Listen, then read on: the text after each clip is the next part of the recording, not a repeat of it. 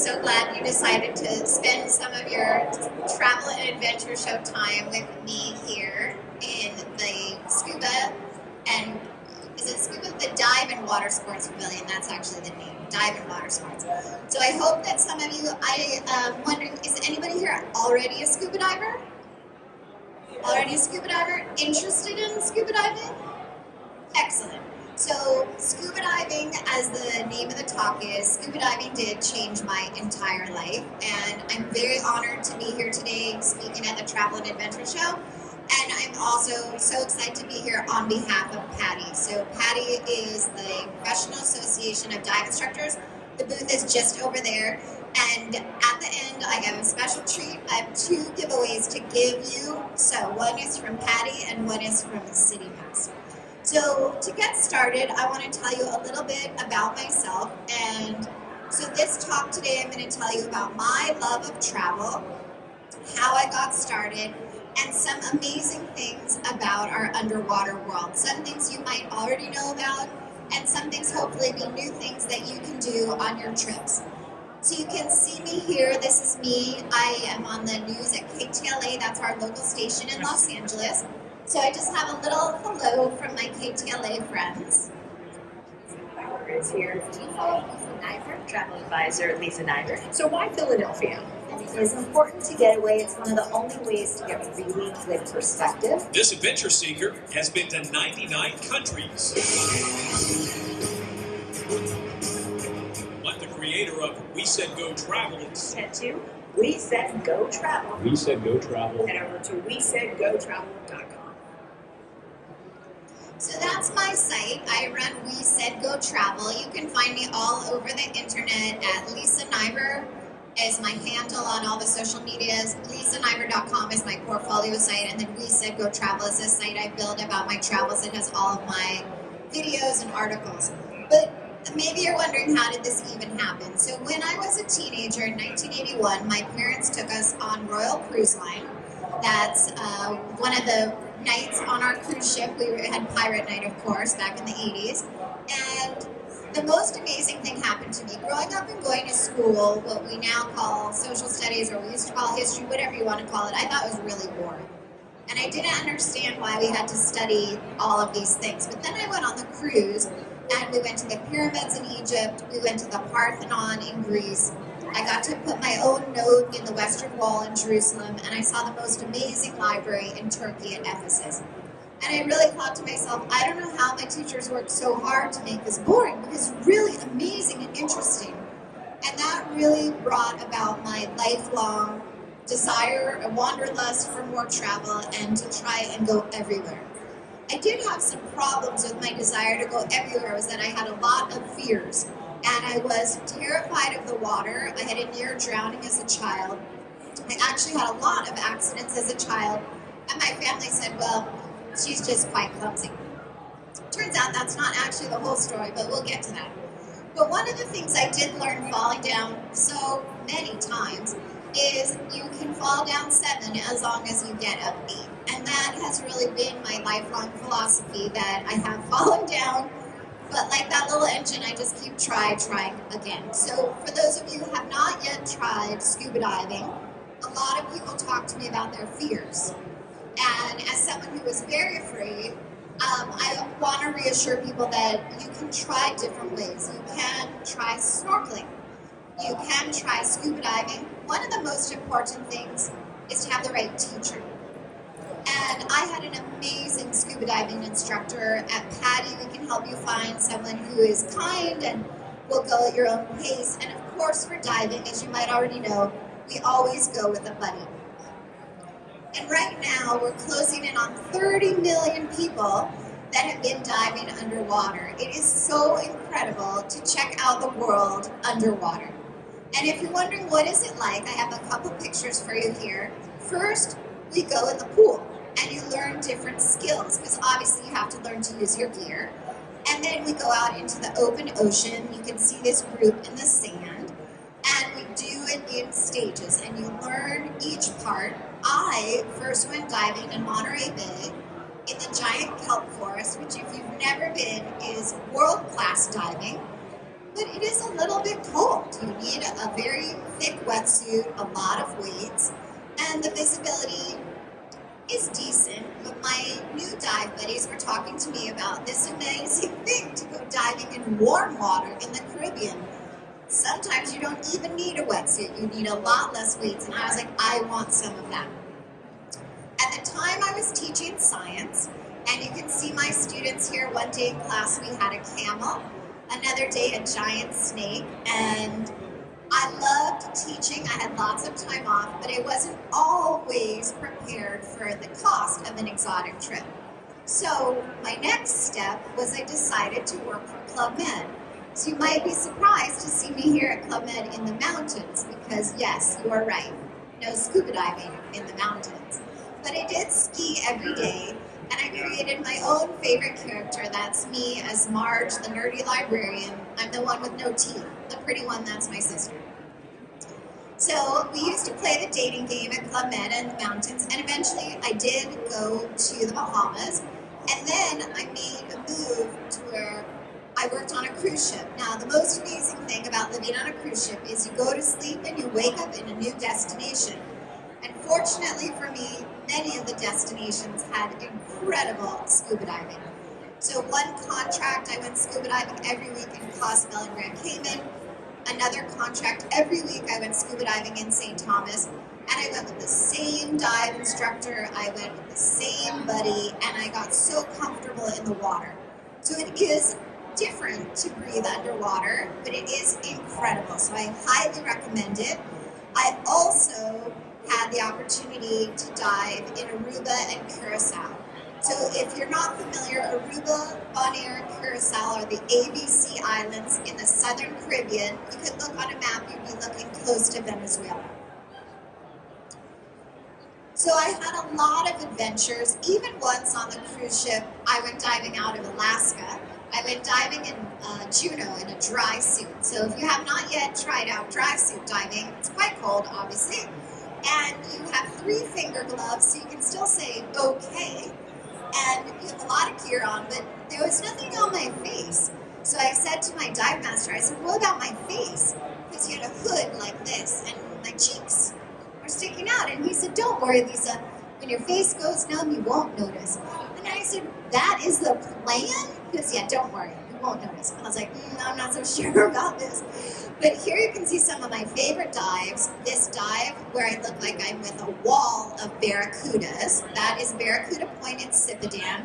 And in reality, it looks like a tornado of barracudas. That was an amazing dive. The dive with the shark, that's me in Cuba at Gardens of the Queen, another incredible experience. And then at the bottom, that's me in Puerto Rico. I was filming a web series with Orbits.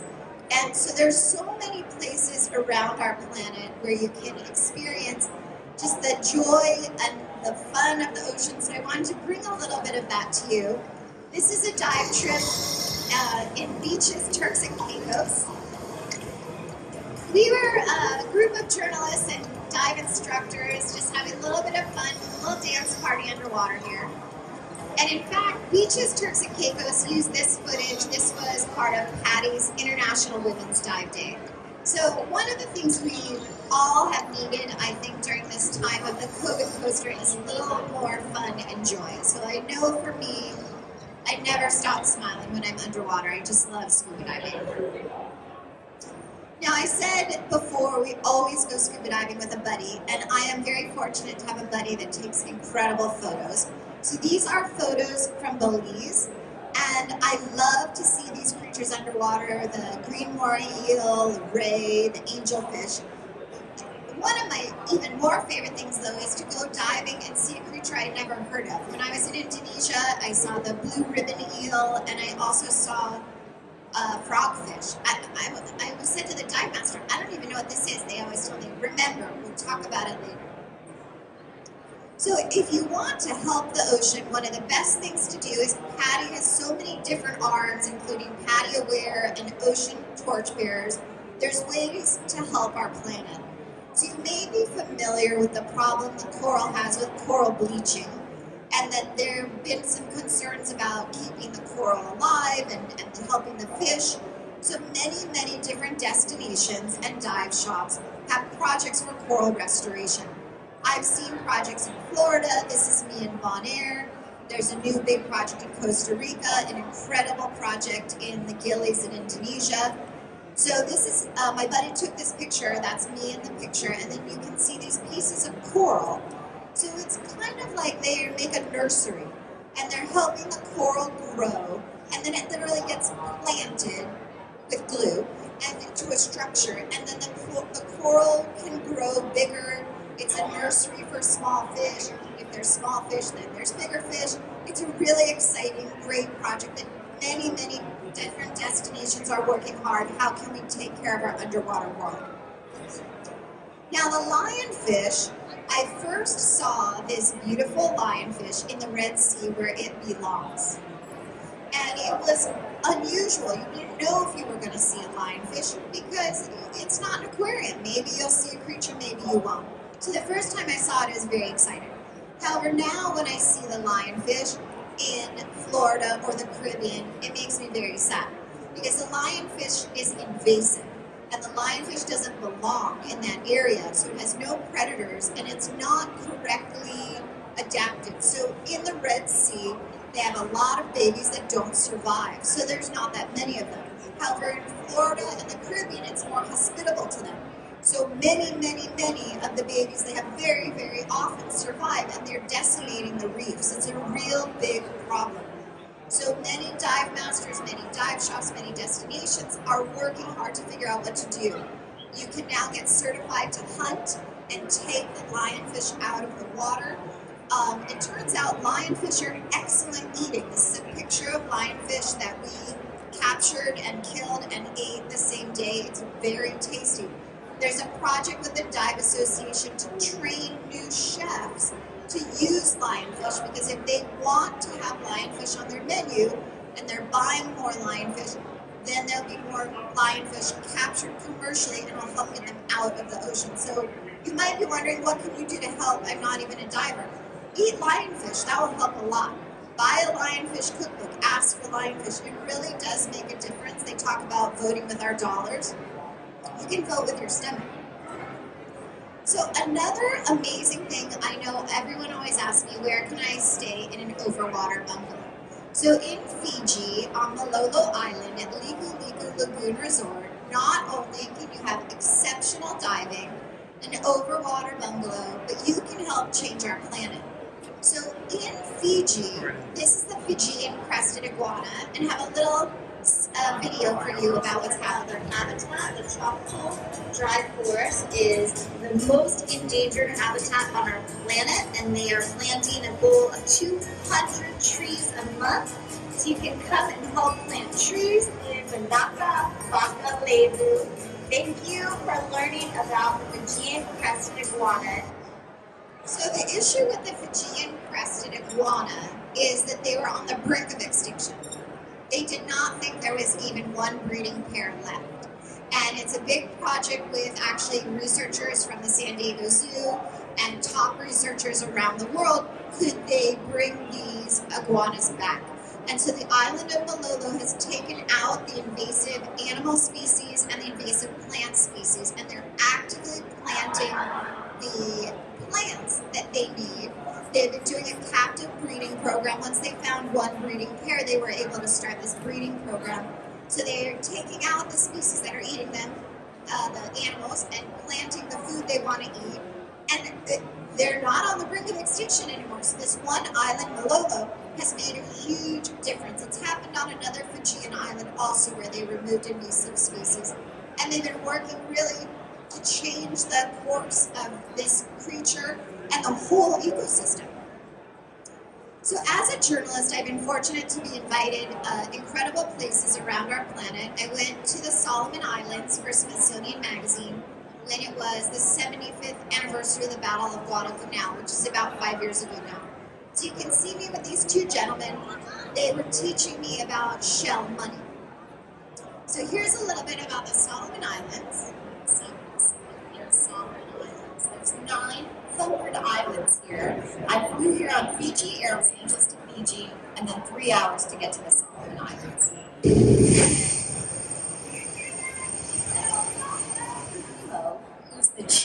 taught me how to make cloth out of bark, but you have to pound it. Okay.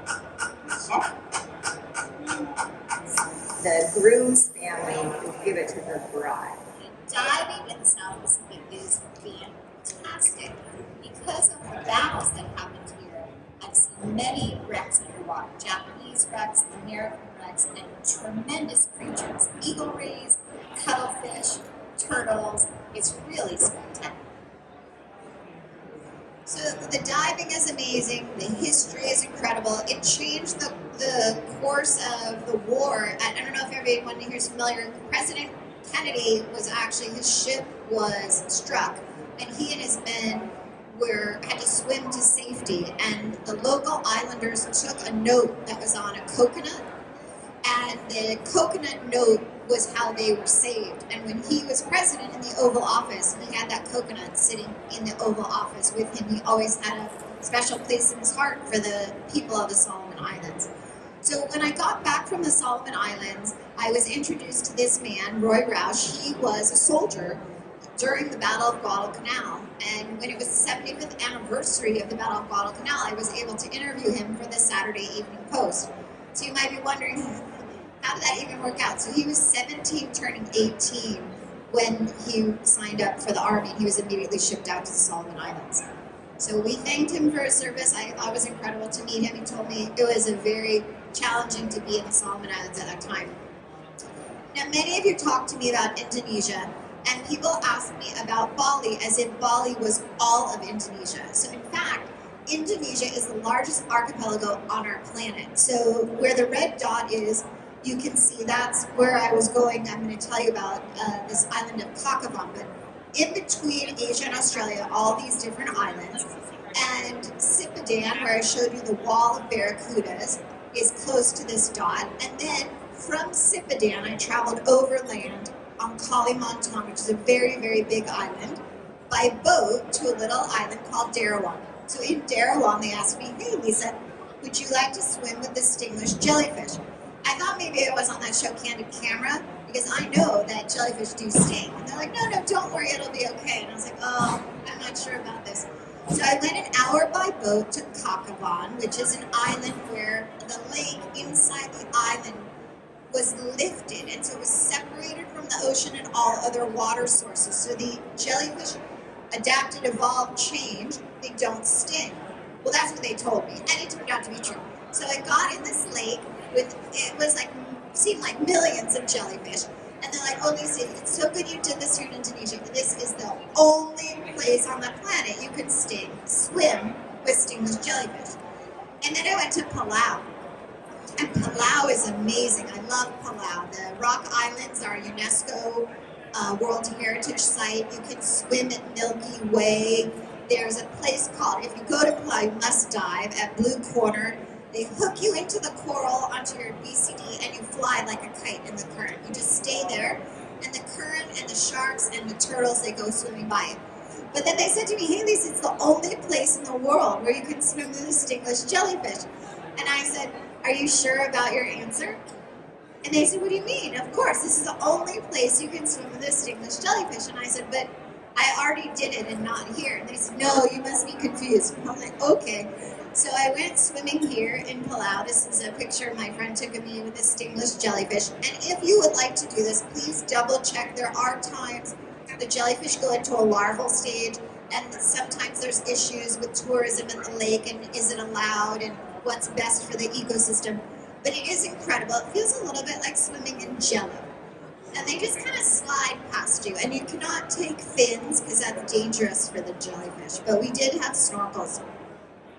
Another amazing thing about Palau that I'm hopeful other countries will adopt is Palau has, when you arrive, they stamp in your passport a pledge. And this is a pledge between you and the children of Palau, that while you're visiting, you're going to take care of their home. And I think it's very valuable because sometimes I've noticed, I worked on the cruise ship for a very long time, and sometimes it feels like people go on vacation and they leave some of their common sense at home. And I've been asked some very curious questions when I worked on the cruise ship, which we could talk about later. But anyway, I love this pledge and I love the concept wherever we are, it's our responsibility to, behave in our best manner and take care of the planet for everyone else. The other thing I get asked about very frequently is sharks.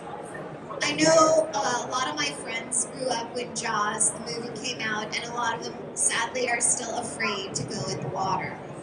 And maybe when I first learned to scuba dive, I was a tiny bit afraid of sharks, but I love being in the water with sharks. I am not the right food for sharks. They're not interested in me.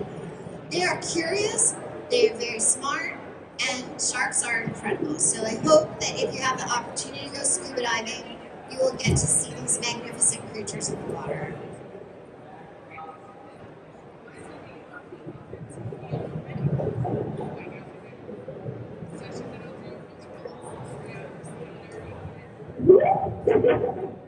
I didn't realize how close the shark was to me. That's me being surprised.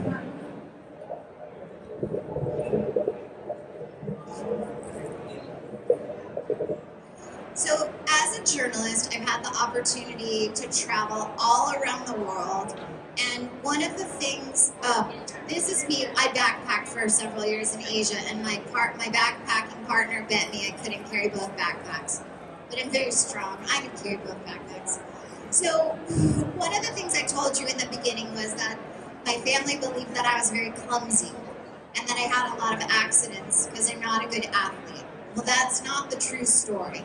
So after I got divorced, I found out the reason that I had so many accidents is there's a problem with my eyes. So I had a year of vision therapy, and now my eyes work together. I see a lot better. It's okay, you can drive with me now. So my eye doctor, after we worked this whole year to fix my eyes, told me that I should try some challenges, which I did. And I ended up doing 50 challenges before I turned 50. And I have a book coming out this fall with Simon & Schuster about all of these different challenges. And this is the 50th one. I did jump out of a perfectly well-maintained airplane, which I swore I would never, ever do. But the day that I was supposed to jump, there was a problem that the cloud cover had come in. And for those of you like me who've never been skydiving before, that means the plane cannot go up. So for 2 hours, we were on a cloud hold, which meant I had 120 minutes to be more and more terrified. And so my skydiving companion instructor was trying to help me not leave, because that was my idea. Like, I was like, you know what, it's time to go, forget about it. The universe is telling me it's not a good idea. He said, no, Lisa. So he starts talking to me, and he said, well, what was your last adventure? And I said, well, I went scuba diving in Mexico at shark school with the bull sharks. And he said, oh, that's ridiculous. I would never do that. I'm afraid. And I said, wait, they pay you to jump out of an airplane and you're afraid of sharks?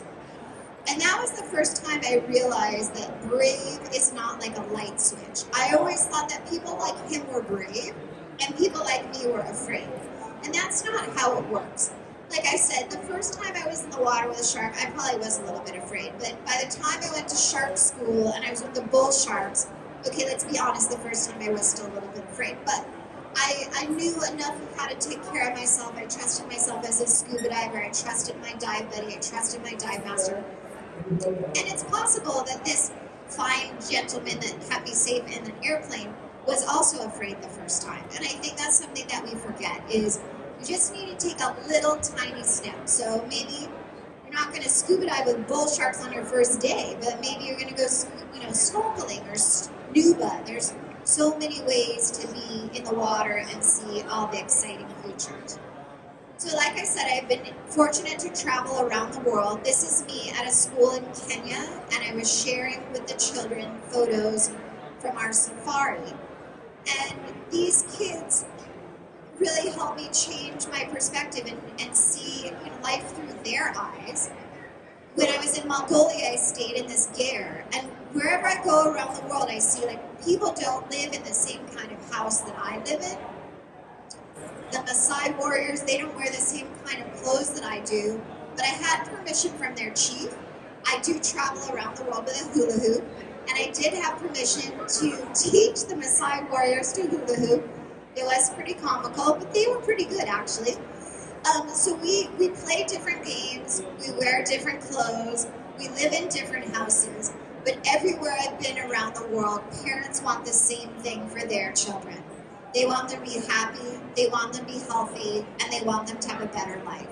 So these are kids in Vietnam, Vanuatu, Samoa, Tonga, Indonesia that I've met. And I hope that you have the opportunity to travel somewhere new in the future. And to help you get started, I have 2 giveaways. So the first giveaway I have today, well, first of all, everybody can have 10% off your next dive course. You can meet me at this PADI booth, it's just in the next aisle. And Anthony's showing his shirt in the back. So if you sign up for the newsletter, you get 10% off on your next course. But under one of the chairs is my business card. It's on the footrest of the chair. So someone has, my card is going to have a free PADI course. Okay, so you are getting a free course. Come see me after. You are getting a free PADI course, and you are getting 2 Chicago City passes. So that's a $228 value. It's for 5 attractions. I love City Pass. I use it everywhere. And just see me at the end. I'll get your email. And I just want to say thank you for choosing to spend this time with me today. If you're looking for PADI on Instagram, they're PADI TV. And like I said, I'm at Lisa Niver all over the internet. My book will be out. Oh, and I also have a video podcast on Spotify. Who even knew that was a thing? It's a thing. So you can find me everywhere. I'm happy to answer any of your questions. The one I get asked the most is, what's my favorite country? Anybody know? US. Thailand. Thailand.